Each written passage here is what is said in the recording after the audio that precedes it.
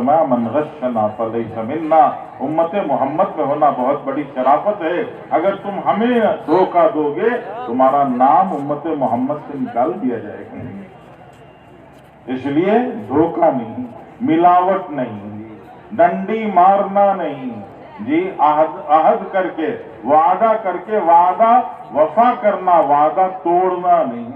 یہ ساری باتیں اللہ کے رسول نے یہ معاملات میں سکھائے ہیں کہ ان سب چیزوں کا لحاظ رکھنا، اور پھر غریب دینے میں دیر کرے اس کو مہلت دے دینا، ذرا ڈیل دے دینا، اور مالدار بھی ذرا سا یہ آگے پیچھے کرے اس کے ساتھ بھی سختی نہیں کرنا۔ اللہ کے رسول فرماتے ہیں کل قیامت میں تاجر کا حساب کتاب ہوگا، اللہ تعالیٰ پوچھیں گے تیرے پاس کچھ نیکی ہے؟ وہ کہے گا میرے پاس تو کوئی نیکی نہیں، میں کوئی نیک کام نہیں کیا۔ اللہ فرمائیں گے ذرا سوچ کے بولو، تو وہ سوچ کے بولے گا اور تو کچھ نیک کام نہیں کیا، ہاں اتنا کرتا تھا، میرے پاس غریب بھی آتے تھے، مالدار بھی آتے تھے، غریب پیسے دینے میں دیر کرتا اس کو میں جی درگزر کرتا، ڈھیل دے دیتا۔ مالدار کے پاس تو پیسہ ہے، وہ بھی دینے میں ٹال مٹول کرے تو لڑتا نہیں تھا، اس کو بھی موقع دے دیتا تھا۔ اللہ جل شانہ قیامت میں فرمائیں گے یہ تو سماحت میری صفت ہے، یہ ڈھیل دینا، سخاوت کرنا میری صفت ہے، یہ ایک نیکی سب نیکیوں پہ بھاری ہے، اس پر تمہیں جنت دے دی جاتی ہے، اللہ سے جنت دے دیں گے۔ اس لیے معاملات بھی صاف ستھرے، اور آخری چیز ہے اخلاق، کہ ہمارے اخلاق بھی اچھے ہوں۔ اخلاق کسے کہتے ہیں؟ برتاؤ کو کہتے ہیں۔ ایمان اعمال کے لیے اخلاق کا جی حفاظتی نظام، اخلاق کا گویا جی حفاظتی انتظام کرنا ضروری۔ اگر اخلاق اچھے نہیں ہوں گے تو ساری نیکیاں اجڑ جائیں گی۔ اللہ کے رسول فرماتے ہیں کل قیامت میں پہاڑوں جیسی نیکیاں لے کے ایک آدمی آئے گا، لیکن جیسے ہی نیکیاں لے کے آئے گا تو حق والے آ جائیں گے اور آ کے کہیں گے شتمنی، جس نے مجھے گالی دی تھی، ایک آ کے کہے گا لطمنی، اس نے مجھے تھپڑ مار دیا تھا، ایک آ کے کہے گا ضربنی، جی اس نے مجھے گھونسا مار دیا تھا، ایک آ کے کہے گا میری زمین دبا لیا تھا۔ یہ الگ الگ حق والے آ کے لائن بنا کے کھڑیں گے، اس کی ساری نیکیاں بڑھ جائیں گی، لائن ابھی خالی نہیں ہوگی تو ان کے گناہ اٹھا کے اس پر ڈال دیں گے، یہ سب گیا ہم۔ اس لیے اخلاق بھی ضروری ہے، برتاؤ ضروری ہے۔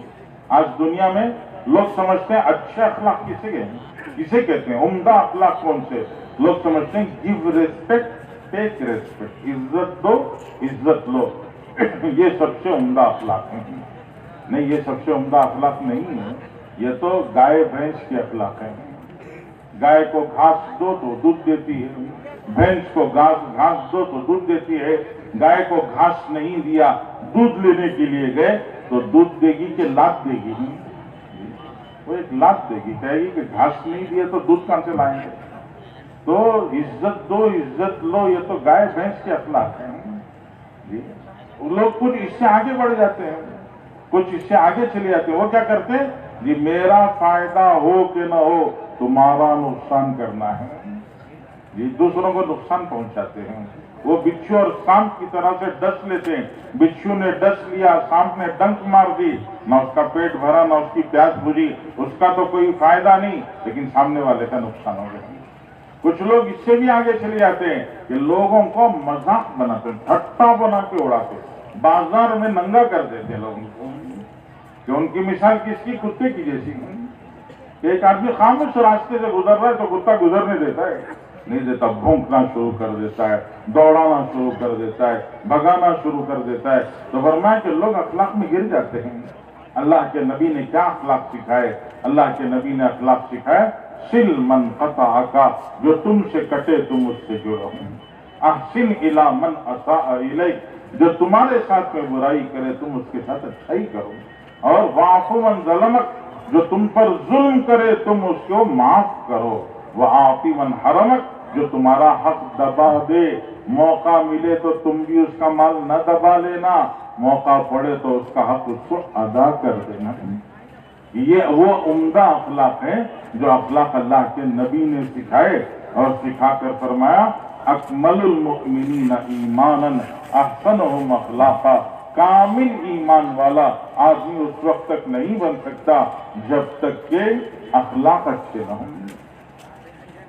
اخلاق اچھے ہوتے ہیں تبھی انسان کا ایمان مکمل ہوتا ہے، اس کے بغیر اس کا ایمان بھی مکمل نہیں ہوتا ہے۔ تو اپنے اخلاق کو عمدہ کرنا، حدیث میں آتا ہے کل قیامت میں جب اعمال کا ترازو تولا جائے گا، نماز بھی رکھیں گے، روزہ بھی رکھیں گے، زکوٰۃ بھی رکھیں گے، عمرہ حج بھی رکھیں گے، خیرات بھی رکھیں گے، لیکن وہ کون سا عمل ہے کہ جو سب سے زیادہ وزنی ہے؟ تو اللہ کے رسول نے فرمایا اچھے اخلاق ہیں، کہ کسی کے پاس اچھے اخلاق ہوں وہ لا کر ترازو میں رکھو تو نیکی کا پلڑا ایک دم سے جھک جائے گا۔ تو بزرگوں، آج سوچنے کی چیز ہے ہمارا ایمان کمزور ہے، ارے ہے کہ نہیں ہے؟ ایمان کمزور ہے، عبادتیں کمزور ہیں، معاشرت رہن سہن کمزور ہے، معاملات بگڑے ہوئے ہیں، اخلاق گرے ہوئے ہیں، یہ سب کا سب ہمارا پورے کا پورا اوپر سے لے کر نیچے تک بگڑ گیا۔ اب اس کو درست کرنے کا راستہ کیا ہے؟ بزرگوں نے سمجھایا کہ ایمان کی مثال جڑ کے جیسی ہے، عبادتوں کی مثال تنے کے جیسی ہے، اور معاشرت کی مثال ڈالیوں کے جیسی ہے، اور معاملات کی مثال پتے اور پھولوں کے جیسی ہے، اور اخلاق کی مثال پھل کے جیسی ہے۔ اخلاق کا پھل چاہیے تو جڑ بھی مضبوط ہونا، تنا بھی مضبوط ہونا، ڈالیاں بھی مضبوط ہونا، اور اس کے اوپر پتے بھی نکلنا، پھول بھی آنا، تبھی چل کر پھل لگے گا۔ جڑ کمزور تو پھل نہیں لگے گا، تنا کمزور تو پھل نہیں لگے گا، ڈالیاں کمزور تو پھل نہیں لگے گا۔ اور صرف پھل مقصود نہیں ہے، پھل لیا، آم لے کے کترا کھٹا ہے تو پھینک دے گا، تھوک دے گا انسان، اس کے اندر کی مٹھاس مقصود ہے، اور وہ مٹھاس اخلاص کو کہتے ہیں۔ وہ مقصود ہے اصل اللہ کو راضی کرنا، اس کے لیے جڑ سے لے کر تنا، ڈالیاں، پتے، پھول، پھل، یہ سب پر محنت کرنی پڑے گی۔ لیکن وہ کیسے محنت ہوگی؟ وہ جڑ کو پانی دے کر مضبوط کرنے سے سارا درخت مضبوط ہوگا۔ جڑ کو پانی دے کر درخت کو مضبوط کرنا ہوگا۔ تو فرماتے ایمان کے جڑ کو مضبوط کرنے کے لیے جو پانی دینا ہے وہ پانی تبلیغ کا پانی ہے۔ ایمان کی جڑ کو مضبوط کرنے کے لیے جو پانی دینا ہے وہ کون سا پانی؟ ارے بولو نا، تبلیغ کا پانی۔ تو تبلیغ کا پانی اگر ایمان کی جڑوں کو دیں گے تو ہمارے جڑ مضبوط ہوں گے۔ تو بتاؤ ہمارے جڑوں کو مضبوط کرنا ہے نہیں کرنا ہے؟ دو چار سامنے والے بول رہے ہیں، باقی پیچھے والوں کے سب جڑوں مضبوط ہیں شاید۔ ارے سب کی جڑوں کو مضبوط کرنا ہے نہیں کرنا ہے؟ یہ جو شامیانے میں بیٹھے ہیں وہ بھی، باہر والے بھی، ہاں، تو جڑوں کو مضبوط کرنا ہے نہیں کرنا ہے؟ وہ سب پھر بھی بول رہے، ارے پورے بولو نا جی، کرنا ہے نہیں کرنا ہے؟ تو کیسے کرنا جی؟ کیسے کرنا؟ جڑ کو تبلیغ کا پانی دینا، یہ دین کی محنت کا پانی دینا، اللہ کے راستے میں نکلنا۔ اللہ کے راستے میں نکل کے محنت کریں گے۔ جیسے شروع میں بتایا کہ تبلیغ کی محنت کا مقصد کیا؟ کہ آدمی کے اوپر جو نشہ چڑھتا ہے وہ نشہ اتارنا مقصد ہے، کہ نشہ اترے گا تو بیوی، ماں، بیٹی میں فرق سمجھ میں آئے گا۔ آج حلال حرام کسی میں فرق نہیں ہے، کیوں؟ نشہ چڑھ گیا۔ کسی پر مال کا نشہ، کسی پر عہدے کا نشہ، کسی پر جوانی کا نشہ، کسی پر طاقت کا نشہ، پتہ نہیں الگ الگ نشے چڑھ گئے۔ تو اس لیے اللہ کے راستے میں جا کر یہ نشے اتارنا دنیا نہیں آخرت بنانا ہے۔ بولو دنیا بنائیں گے آخرت بنائیں گے؟ آخرت بنانے کے لیے اللہ کے راستے میں جانا ہے۔ جائیں گے انشاءاللہ؟ کون کون جائیں گے بھائی؟ ماشاءاللہ سب نے ہاتھ اٹھا دیا، اللہ سب کو قبول فرمائے۔ اب ذرا نیت کر کے جو پہلے سے نام لکھا ہے ماشاءاللہ اللہ ان کو قبول فرمائے۔